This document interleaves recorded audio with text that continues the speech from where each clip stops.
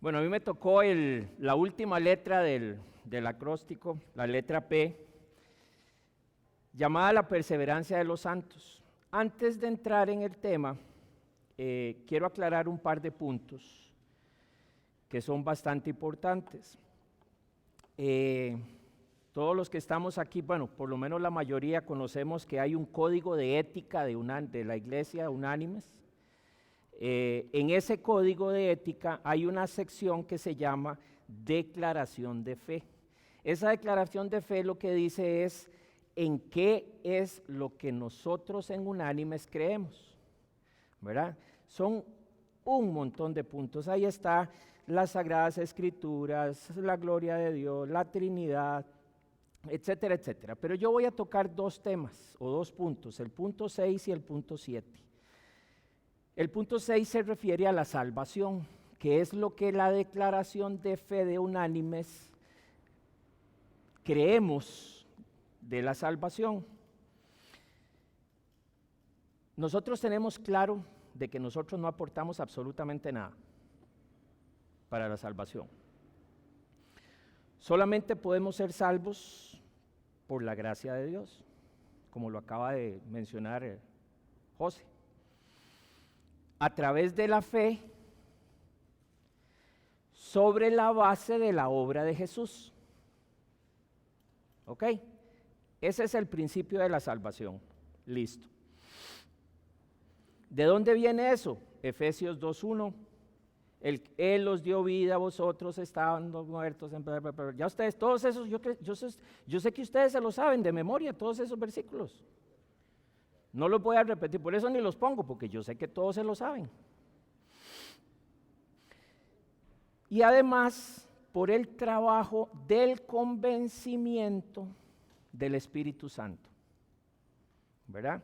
Ya todos sabemos, Jesús nos dijo, a ustedes les conviene que yo me vaya, no es que si yo no me voy no viene el que los va a convencer de pecados. Con esto quiero decirles que se usa un término en teología que es a lo que vamos a ir, el monergismo. El monergismo en teología es la teoría según la cual el Espíritu Santo es el único agente eficiente en la regeneración. Solamente el Espíritu Santo.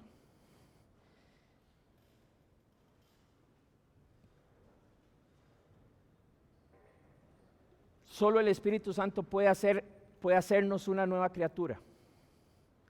Solo el Espíritu Santo nos puede hacer nacer de nuevo. Solo Él. Y a eso es lo que se le conoce como monergismo. La palabra monergismo está compuesta de dos raíces griegas. Mono, ¿verdad? Que es uno, ¿verdad? Y ergos, que es logro. O sea, el monergismo es el logro de una sola cosa. O sea que nosotros en Unánimes somos monerguistas. Apréndanse eso, no que venimos de descendientes del mono, no estoy diciendo eso. Estoy diciendo que somos monerguistas porque nosotros creemos que el único agente eficiente en mi regeneración y en mi nuevo nacimiento es el Espíritu Santo. Otras religiones, como por ejemplo la Iglesia Católica, no son monerguistas, son sinerguistas, que es de la misma base del sin, que es conjunto del ergos, que es el logro. Entonces, para la Iglesia Católica, la regeneración y el nuevo nacimiento es porque dos se pusieron de acuerdo, el Espíritu Santo y el hombre. Nosotros somos monerguistas, ¿por qué? Porque todo lo hace el Espíritu Santo. Hasta ahí estamos bien. Esa es la primera parte del punto de salvación que quería que les quedara claro con respecto a la declaración de fe de Unánimes. El siguiente es el creyente. Dice, habiendo llegado a Dios a través de Jesús, ¿verdad? Somos responsables de vivir una vida separada de pecado. Eso lo sacamos de 1 de Pedro 1:15, que dice, sino como aquel que os ha llamado es santo, sed vosotros también santos en toda vuestra manera de vivir. Y ese vivir tiene que estar caracterizado por los frutos del Espíritu. Yo sé que todos se lo saben, ¿verdad? ¿En qué libro está? No. Va a haber que empezar a hacer un poquitillo ahí. El quiz no les va a ir muy bien. Gálatas 5:22. Mas el fruto del Espíritu es amor, gozo, paz, ya ustedes todos se lo saben, ya me di cuenta. Ok, perfecto. Listo. Entonces, ahora que ya tenemos el preámbulo hecho con respecto a la declaración de fe, la letra P de TULIP se refiere a la perseverancia de los santos. Pero aquí quiero hacer una pequeña aclaración. Ese término perseverancia tiende a ser un poquillo peligroso, tiende a confundirnos un poquitillo, porque cuando nosotros decimos perseverancia, siempre creemos que somos nosotros y hacemos relación a que, es que perseveran en la fe, qué galletas perseveran en la fe. No. Por eso es que es un poquito complicado. De ahí que algunos teólogos modernos le han cambiado el nombre a la perseverancia por preservados. Y eso es lo que vamos a ver ahora. Ahora, a ver, no es que yo crea que ninguno de los que están aquí perseveran. No, ese no es el punto, ¿verdad? Ese no es el punto. Yo creo que todos perseveramos, ¿verdad? Pero no perseveramos porque seamos muy galletas en cómo le sacamos las bendiciones a Dios y cómo manipulamos las misericordias y todo, ¿verdad? Como dicen algunos algunos pastores, hermano, arrebátele las misericordias a Jesús en oración. Se me salió el terminillo ese, pero ustedes me perdonan ahí. Por eso es que algunos teólogos y sobre todo algunos teólogos más modernos han cambiado el término de perseverancia por preservados. Ok, profundicemos un poco más en ese tema. Existe una iniciativa divina que es el punto en el que nosotros nos llamaron. El punto en que nos tocó el corazón, Dios mandándonos el Espíritu Santo.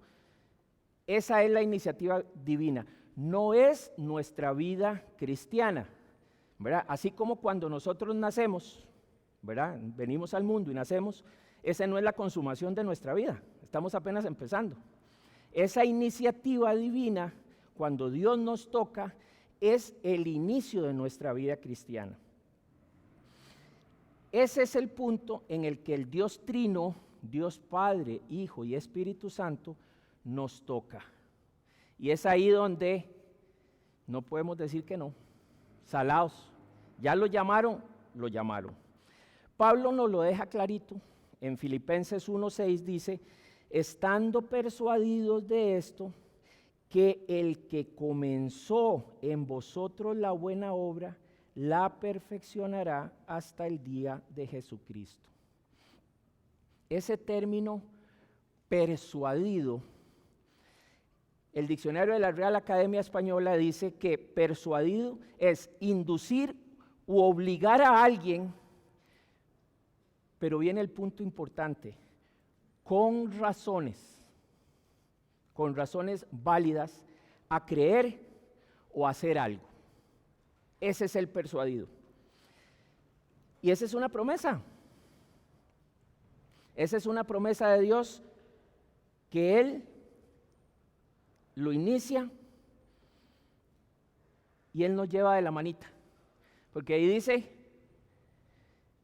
la perfeccionará hasta el día de Jesucristo. O sea, Él nos va a llevar de la manita, como cuando la mamá nos llevaba al kinder, ahí vamos.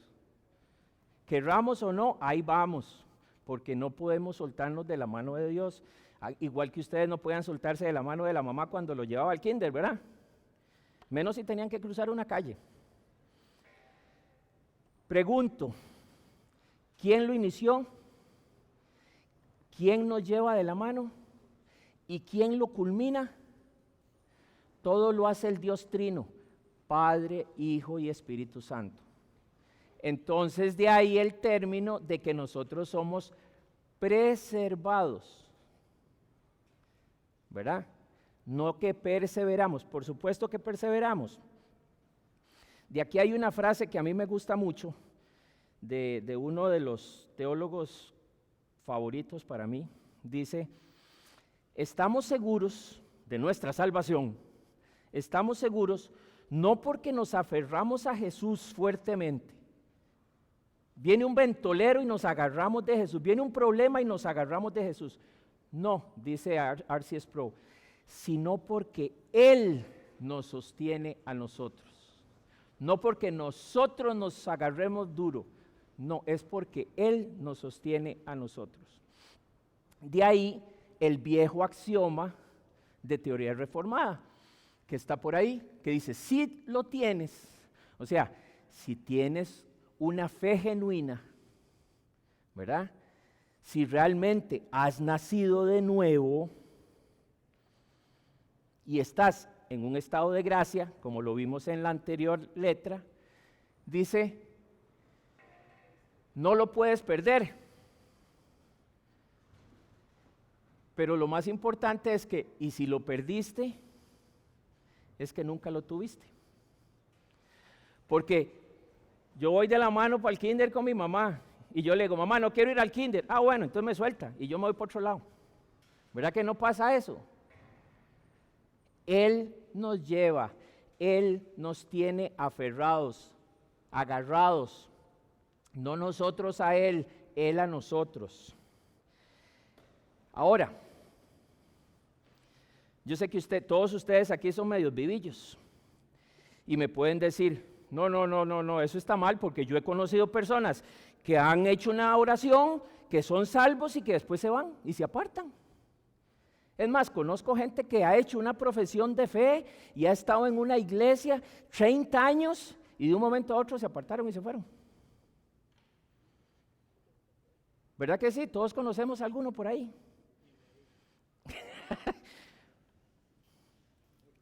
Bueno, les voy a contar qué nos dice el apóstol Juan en la primera carta, capítulo 2, versículo 19. Yo sé que todos se la saben, pero la voy a leer porque yo no me la sé. Dice, salieron de entre nosotros, pero no eran de nosotros. Porque si hubieran sido de nosotros, habrían permanecido ciertamente con nosotros. Pero salieron para que se manifestara que no todos son de nosotros. Perdón que se los diga, pero hay más de uno aquí que no son de nosotros. ¿Cuáles? No sé. Eso le va a tocar a Dios en su momento. ¿Eso qué quiere decir? Que estaban con ellos, estaban con los apóstoles, estaban con Juan, estaban con los discípulos de ellos, con una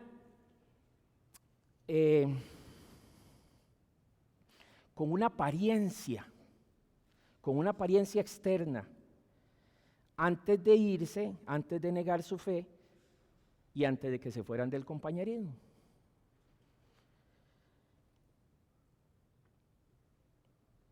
Habían hecho una profesión, como llaman, de la boca para afuera.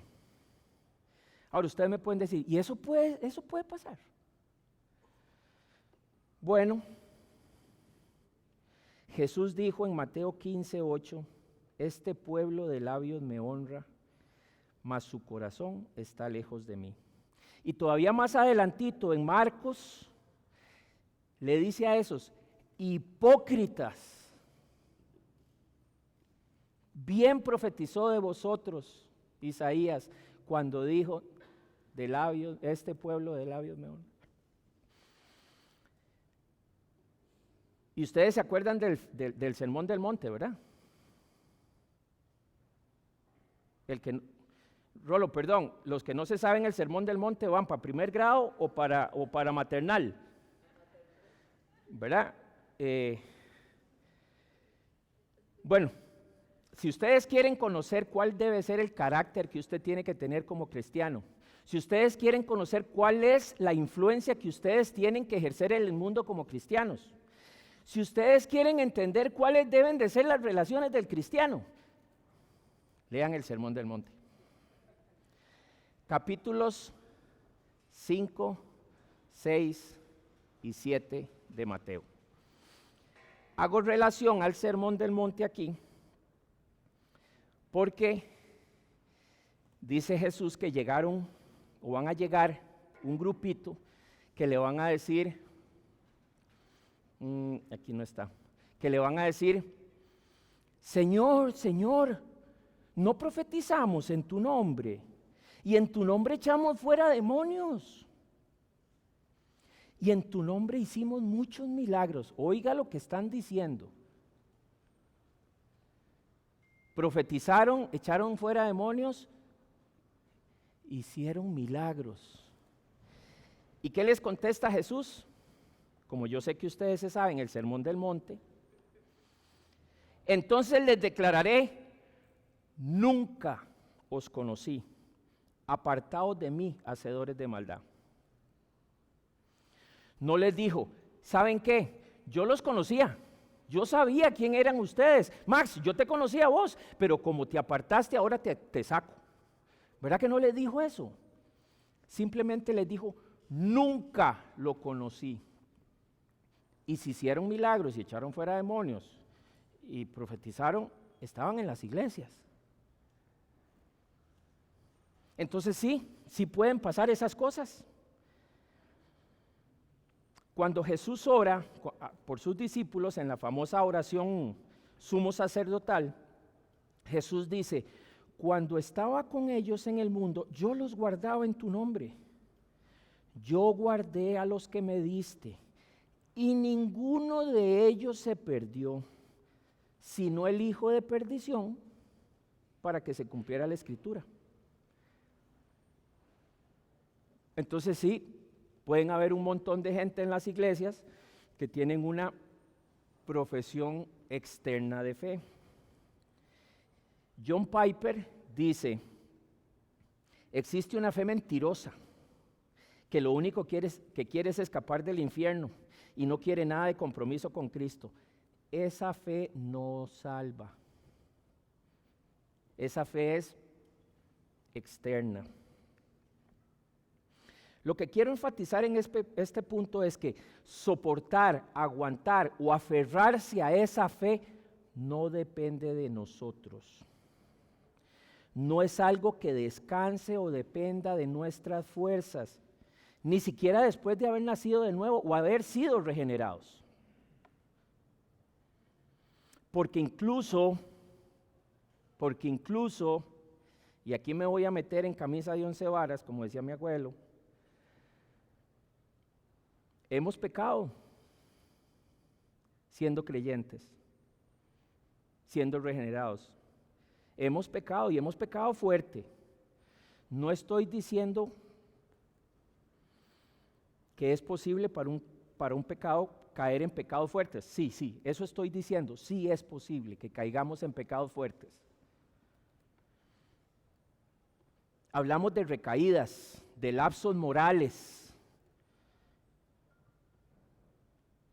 Yo creo que, eso ya es cosa mía, pero yo creo que solo hay un pecado que un verdadero creyente nunca va a cometer, y es la blasfemia contra el Espíritu Santo. Oiga lo que les voy a decir, todos los demás, adulterio, fornicación, drogas, robos, todos esos están haciendo fila esperando a ver cuándo caemos. Solo hay uno que no vamos a cometer, los verdaderos cristianos, y es blasfemar contra el Espíritu Santo.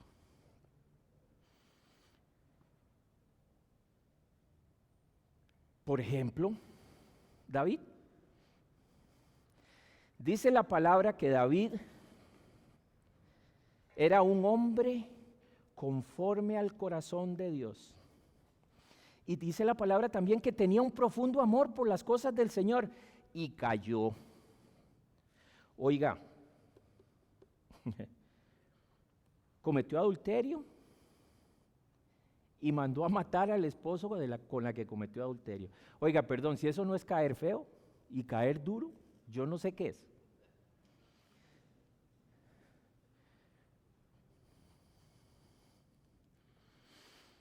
Estos pecaditos son fuertes. Pero también, así de fuerte, fue su arrepentimiento. Cuando Natán lo encara y le dice, y él se arrepintió, así como pecó y cayó durísimo y cayó feísimo, de la misma manera se arrepintió. Ok. ¿Quién duda de que David no era salvo? Pregunto, si David era un hombre conforme al corazón de Dios y amaba todo lo que era de Dios y cayó como cayó, ¿cómo estamos nosotros? ¿En qué circunstancia vivimos nosotros hoy? Si él con ese currículum cayó, ¿qué nos espera? Bueno, nos espera lo que dice el apóstol Pablo en 1 Corintios 10:12. Así que el que piense estar firme, mire que no caiga.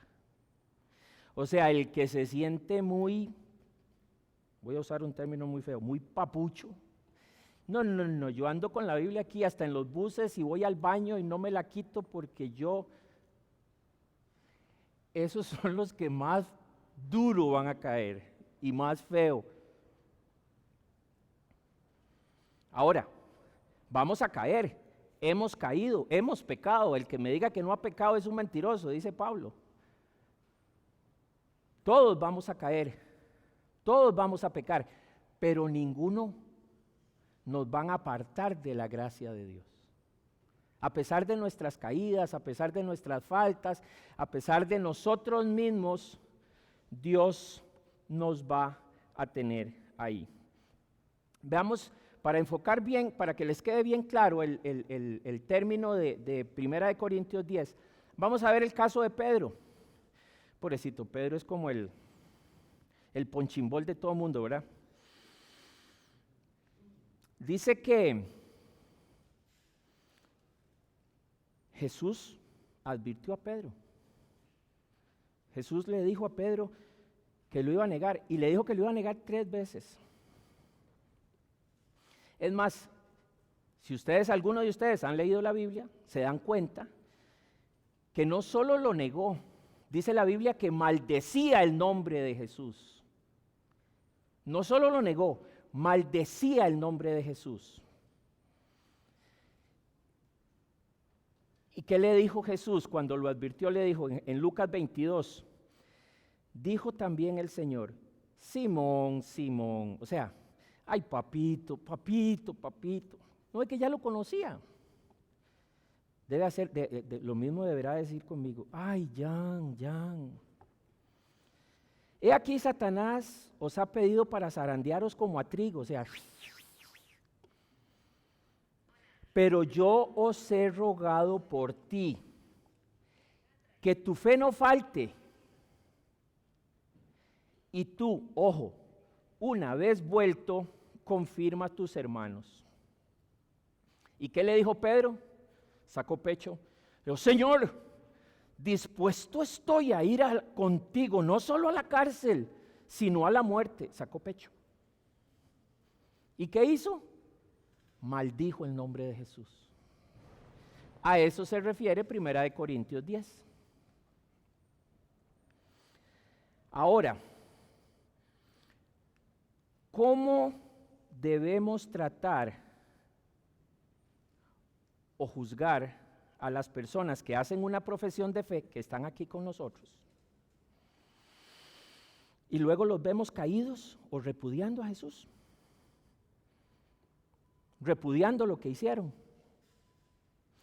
Debemos hacer un ejercicio de caridad, porque no sabemos el verdadero estado de esa alma. Eso, para desdicha de muchos de los que están aquí, nosotros no podemos leer el corazón de los hombres.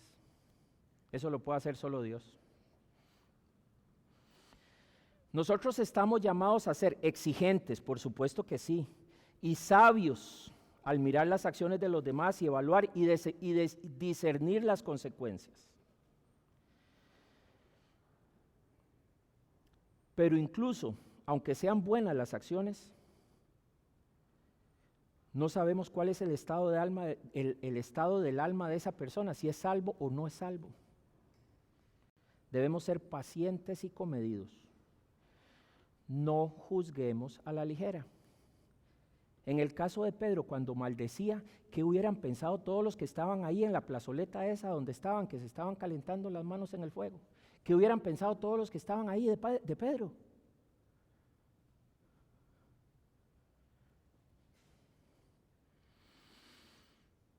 Romanos 2:1 dice, por lo cual eres inexcusable, o sea, no tienes excusa. Oh hombre, quien quiera que seas tú que juzgas, porque en lo que juzgas a otro te condenas a ti mismo, porque tú que juzgas haces lo mismo. Pero ¿saben qué dice? Ese es el versículo 1. ¿Saben qué dice el versículo 3? Y piensas esto, hombre, que juzgas a los que hacen tales cosas y haces lo mismo, que tú escaparás del juicio. Así que, si encontramos una persona profundamente hundida en un pecado, por mucho tiempo, vamos a decir, no, ese no es creyente. Pues no.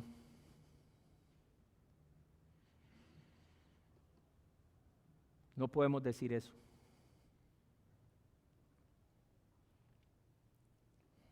Iba a poner un ejemplo, pero mejor no, porque ahí sí es, meterme en camisa de 11 varas.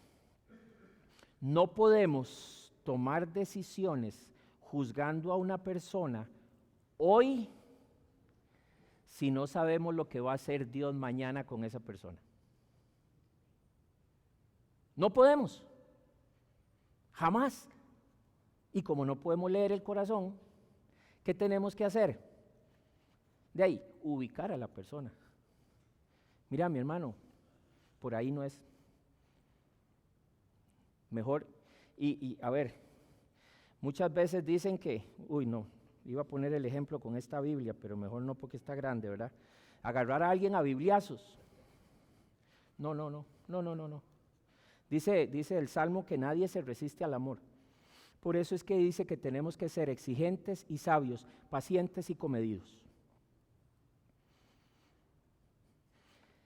Charles Spurgeon tiene 2 frases que a mí me encantan. Dice, un arrepentimiento genuino es continuo. Un verdadero creyente se arrepentirá hasta el día de su muerte. Un creyente nunca debe dejar de arrepentirse porque nunca deja de pecar. Y la otra frase es, un hombre salvado no es perfecto, pero el deseo de su corazón es llegar a serlo. Entonces no podemos tomar esas decisiones hoy, jamás. Aquí hay 2 opciones, con esas personas que andan caídas o que tienen lapsos de estar en pecado, hay 2 opciones. La primera, hicieron una profesión de fe no genuina, o sea, de la boca para afuera, o hizo una profesión de fe genuina, pero su estado está caído. Entonces, perfectamente, si alguien de nosotros le puede hablar y le puede decir, a lo mejor se arrepiente como se arrepintió a David, y volvió al camino otra vez, y siguió. Ven, como los creyentes sí podemos estar caídos. Y la única manera de no estar caídos es agarrado de los medios de gracia. Lo que la Escritura nos dice es que el Espíritu Santo de Dios es el que nos levanta, el que nos da vida. El único propósito de la elección divina de Dios es salvar a su pueblo a la vida eterna de forma segura. Por lo tanto, lo que Él comenzó, Él promete terminarlo. Dios no solo inicia en nosotros la vida cristiana, sino también el Espíritu Santo, el santificador, el que convence, el que nos ayuda, está ahí para nuestra preservación. Dos ideas importantísimas con respecto al Espíritu Santo. La primera dice, Efesios 1:13, en Él también vosotros, habiendo oído la palabra de verdad, el evangelio de vuestra salvación, y habiendo creído en Él, fuisteis sellados con el Espíritu Santo de la promesa. Estamos sellados por el Espíritu Santo de la promesa. 2. Dice 1 Corintios 1:21. Y el que nos confirma con vosotros en Cristo, y el que nos ungió es Dios, el cual también nos ha sellado, como dice el versículo anterior. Y nos ha dado las arras del Espíritu en nuestros corazones. Ese término de las arras del Espíritu es muy importante que lo entiendan. La diferencia es que el Espíritu como sello da testimonio de que pertenecemos a Dios desde el pasado, en el presente y el futuro. Ese es el sello. Y el Espíritu como arras da testimonio de que el cielo nos pertenece a futuro. Las arras no solo son una garantía de pago total, sino que también es parte del pago de Dios a favor de nosotros. Las arras son el depósito, el adelanto, la prima que Dios da por nuestra eternidad. Es la señal de trato. Y alguno me puede decir, sí, a mí me han dado señales de trato, pero después no me pagan nada. Sí, pero se lo hizo un hombre, no se lo hizo Dios. Aquí es Dios el que está sellando ese trato con las arras. Pregunto, ¿es posible que perdamos algo que nos fue dado por Dios y el Espíritu Santo hace en nosotros? 2. ¿Será que las 3 personas de la Trinidad se equivocaron al darte la salvación?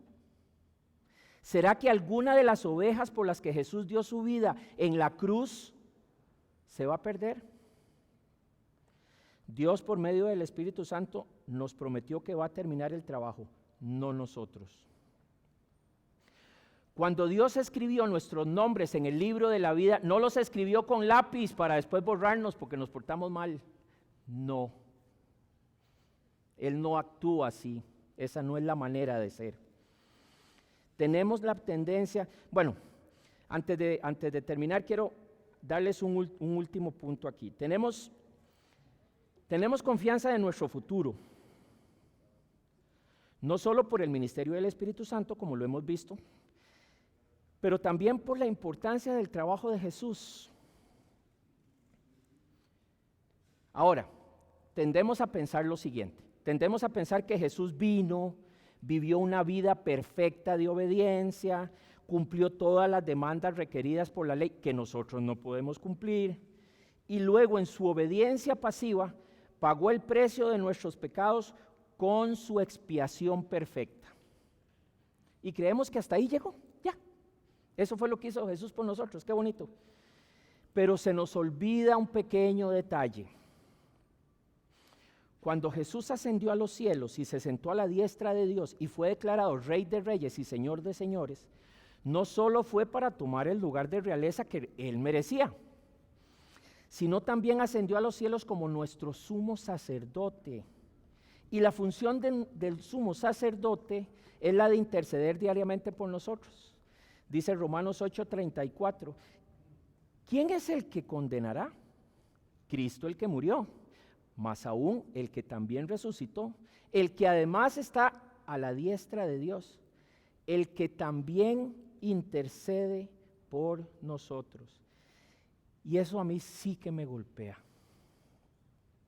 A pesar de mí, Jesús ora por mí todos los días, para que mi fe no me falte, como oró por Pedro, para que no te apartes, yo te cuido.